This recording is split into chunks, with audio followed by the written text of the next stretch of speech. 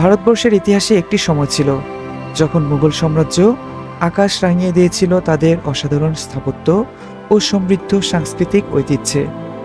মুঘল রাজাদের শাসনকাল ছিল সমৃদ্ধির এক অসাধারণ অধ্যায়, যেখানে তাজমহল, আকবরের সভা এবং এক অদ্ভুত ধর্মীয় সহিষ্ণুতার সৃষ্টি হয়েছিল।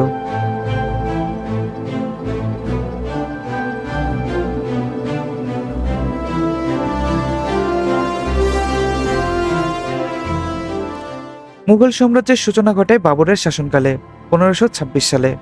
বাবরের বিজয়ের মাধ্যমে শুরু হয় এক নতুন যুগ, যেখানে মুসলিম শাসনভার প্রতিষ্ঠা পায় ভারতবর্ষে।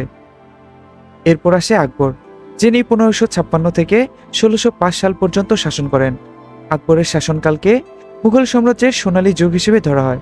তিনি ধর্মনিরপেক্ষতার নীতি অনুসরণ করে সকল ধর্মের প্রতি সমান শ্রদ্ধা প্রদর্শন করেন। আকবরের সভায় শিল্প ও সংস্কৃতির উন্নতি ঘটে। তিনি রাজসভায় সংস্কৃতি কর্মীদের সমাবেশ ঘটান এবং হিন্দু ও মুসলিম সংস্কৃতির সমন্বয় ঘটান। মুঘল স্থাপত্য এই সময়ে চরম উন্নতি সাধন করে। তাজমহল, আগ্রা দুর্গ এবং জামা মসজিদ এর অসাধারণ উদাহরণ। এই স্থাপনাগুলো আজও বিশ্বকে মুগ্ধ করে।